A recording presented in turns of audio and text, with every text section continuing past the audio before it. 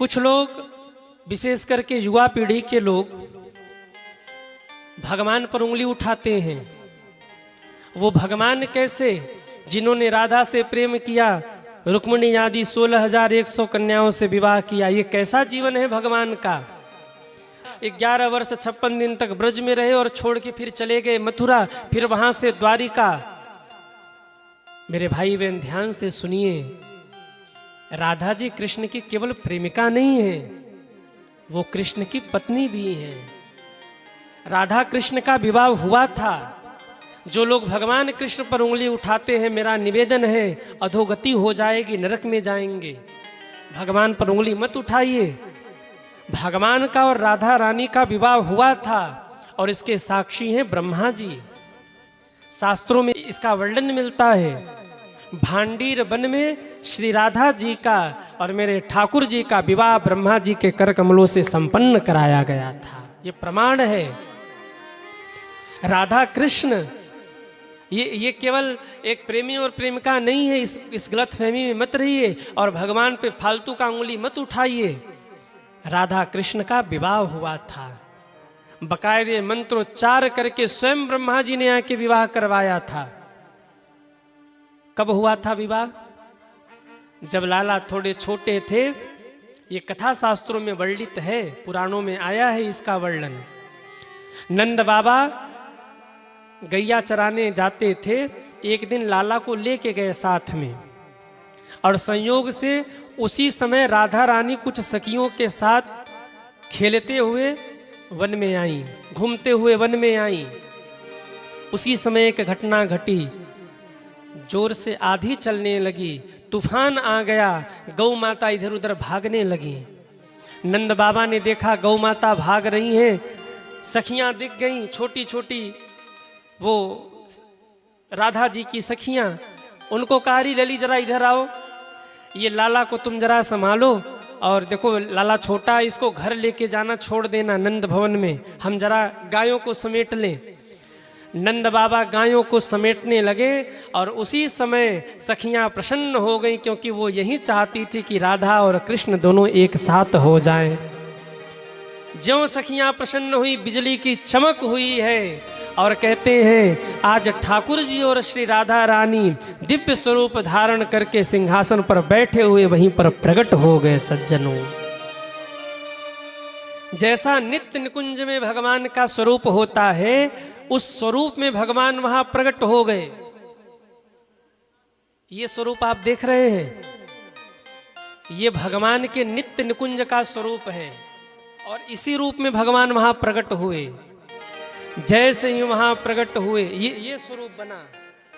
जैसे ही वहां भगवान प्रकट हुए, उसी समय सखियों के मन में आया कि इन दोनों का विवाह करा देना चाहिए, क्योंकि हम तो चाहते ही थे कि ठाकुर और ठाकुरानी एक हो जाए। कहते उसी समय ब्रह्मा जी भी प्रकट हो गए। सखियां कहती हैं, आप क्या कर रहे हो यहाँ? बोले वो विवाह कराने के लिए पंडित जी चाहिए ना, मैं पंडित जी हूँ, मैं विवाह कराऊंगा।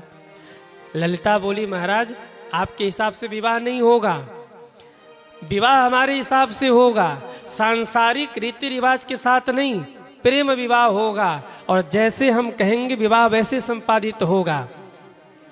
ब्रह्मा जी हाथ जोड़ करके बैठ गए। बोले सखियों, आप जैसे कहिएगा हम वैसे ही विवाह कराएंगे।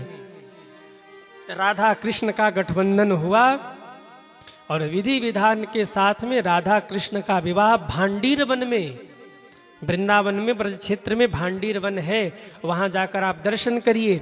राधा कृष्ण का विवाह ब्रह्मा जी के द्वारा संपन्न हुआ। मंगल गीत गाए गए और एक एक विधि विधान के साथ में विवाह संपन्न हुआ। जब विवाह संपन्न हो गया तो ब्रह्मा जी ने कहा कि अब हमें दक्षिणा दीजिए, हमें दक्षिणा भी तो चाहिए, हम ब्राह्मण ने विवाह करवाया है। सखियां बोली, ये जो युगल सरकार यहाँ विराजमान है, इनकी भक्ति आपको प्राप्त हो जाए, दक्षिणा रूप में हम आपको भक्ति प्रदान करती हैं।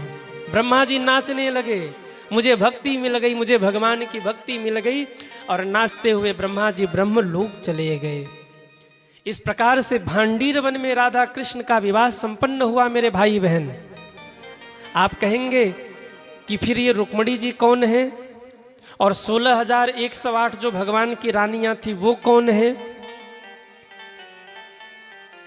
राधा कृष्ण की आराध्या है, लक्ष्मी जी राधा नहीं है। राधा रानी लक्ष्मी से भी ऊपर की चीज है, अभी मैं चर्चा करूंगा, आप ध्यान से सुनते रहिए। लक्ष्मी जी कौन है इस लीला में?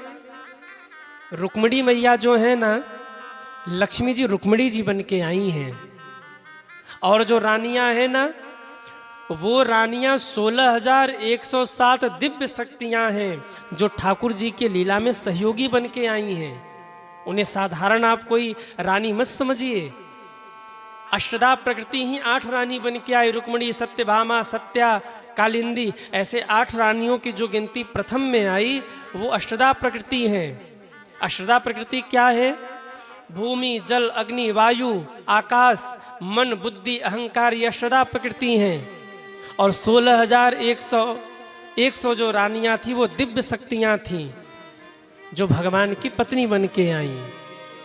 ये राधा कौन है फिर? अगर लक्ष्मी जी रुक्मिणी बन के आई तो राधा कौन है? देखिए, लक्ष्मी जी भी प्रकट हुई थी। रुक्मिणी माँ जन्म नहीं हुआ था रुक्मिणी माँ का। रुक्मिणी माँ को भीष्मक राजा ने कमल पुष्प के ऊपर रोते हुए पाया था। वो देवी शक्ति हैं, उनका जन्म नहीं होता, वो प्रकट होती हैं। तो लक्ष्मी जी इधर प्रकट हुई थी, उधर ठाकुर जी प्रकट हुए थे। तो ये राधा कौन है? सारे देवता शंकर जी के पास गए। 5 मिनट आप ध्यान से सुनिएगा। सारे देवता भोले बाबा के पास जाके बोले, प्रभु आज हमको कुछ जानना है। क्या जानना है? आप तो भगवान के बहुत निकट हैं ना, तो बताइए वो कौन सी शक्ति है जिसके कारण भगवान पूरी दुनिया को चला रहे हैं। वो कौन सी शक्ति है जिसके कारण प्रभु के भीतर प्रेम, माधुर्य, वात्सल्य सारे गुण विराजमान हैं। वो कौन सी शक्ति है कि भगवान की एक मुस्कान पर पूरी दुनिया मर मिटती है। वो कौन सी शक्ति है जो भगवान के एक दर्शन के लिए पूरी दुनिया लाइन में खड़ी रहती है। भगवान शंकर बोलिए तो हमको भी नहीं पता, चलिए नारायण के पास। ब्रह्मा जी प्रकट हुए, शंकर जी प्रकट हुए। भगवान नारायण ने कहा आज ब्रह्मा जी और शंकर जी आए हैं, इसका मतलब कोई विशेष प्रयोजन है, ऐसे ही नहीं आए हैं। भगवान कैसे आना हुआ? उसी समय 33 कोटि देवी देवता प्रकट हो गए। इंद्र जाकर चरण धोने लगे, अरुण वरुण पुष्प की वर्षा करने लगे, इंद्र चरण प्रक्षालन करके भोग लगाने लगे, भगवान को प्रसन्न करने लगे। कदाचित कभी माँ बाप प्रसन्न हो और बच्चे घेर कर बैठ जाएं तो माँ बाप पॉकेट में हाथ डालते हैं, देखते हैं चॉकलेट है क्या, चॉकलेट निकालकर बच्चों को बांटते हैं। भगवान प्रसन्न हो गए, कहा आज बड़ी सेवा कर रहे हो, कोई संकट है क्या? देवता कहते भगवान आज हम आपसे कुछ मांगने नहीं आए हैं, आज हम आपसे कुछ जानने आए हैं। क्या जानना है? ब्रह्मा जी और शंकर जी कहते वो कौन सी शक्ति है जिसके बल पर आप दुनिया चला रहे हो। भगवान हंस पड़े और हंसते ही एक ज्योति प्रकट हुई भगवान के शरीर से और निकल करके वो दिव्य ज्योति सामने खड़ी हुई। उससे एक कन्या का निर्माण हुआ है, परम सुंदरी। भगवान का प्रकाश भी उसके सामने फीका पड़ गया। सारे देवताओं ने हाथ जोड़ा, भगवान ये कौन है? भगवान हंस के बोले ये वो है जो मेरी आराध्या है, ये वो है जिसके कारण मेरे भीतर प्रेम, वात्सल्य, माधुर्य, संस्कार सब भरा पड़ा है। ये वो है जिसके बल पर मैं दुनिया को चला रहा हूँ। ये वो है कि जब मैं हारता हूँ तो इनकी शरण में जाता हूँ। ये वो है जिनकी आराधना मैं स्वयं करता हूँ। ये वो है जिनके बिना मैं आधा हूँ, इसलिए इन्हीं का नाम है राधा। अरे जोर से बजा दो, ताली बजाना हो तो। क्या नाम है? राधा। सारे देवताओं ने प्रणाम किया, बोले अच्छा तो अब ये रहेंगी कहाँ? प्रकट हो गई तो भगवान ने कहा ये श्री धाम में ही रहेंगी और द्वापर में जब मैं लीला करूँगा तो लीला में ये प्रकट होकर भक्तों को आनंद प्रदान करेंगी और आगे ब्रज की महारानी कही जाएंगी, ये मेरी परम आराध्या देवी हैं।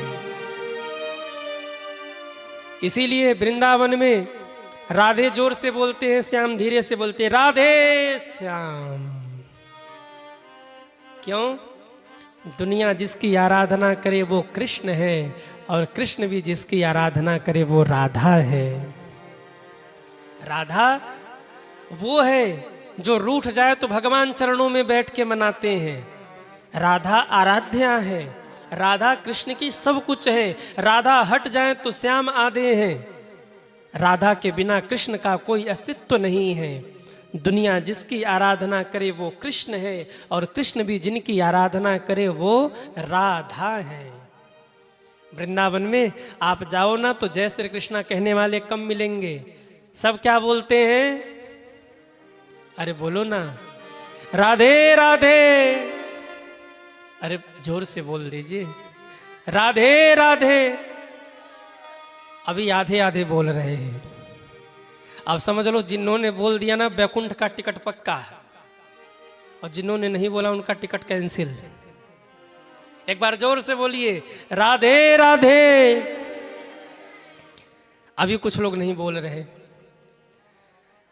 ठाकुर जी देख रहे, कहेंगे अच्छा बेटा बताएंगे तुम्हें। एक बार सब बोलिए, राधे राधे। अब जिन जिन ने बोला है उनको बैकुंठ का टिकट मिल गया, पक्का आप बैकुंठ जाओगे। अब इसका मतलब ये नहीं है कि अब हमने टिकट दे दिया तो अब कल से ही पाप करना शुरू कर दो, बोले बैकुंठ में तो जाना ही, अब करो पाप। नहीं, ऐसा मत करना आप लोग। पर राधा कौन है? कृष्ण की भी आराध्या है। मीठे रस से भरियो रे राधा रानी लागे, महारानी लागे, मने कारो कारो यमुना जीरो पाड़े लागे। बोलिए राधा रानी की जय हो। अब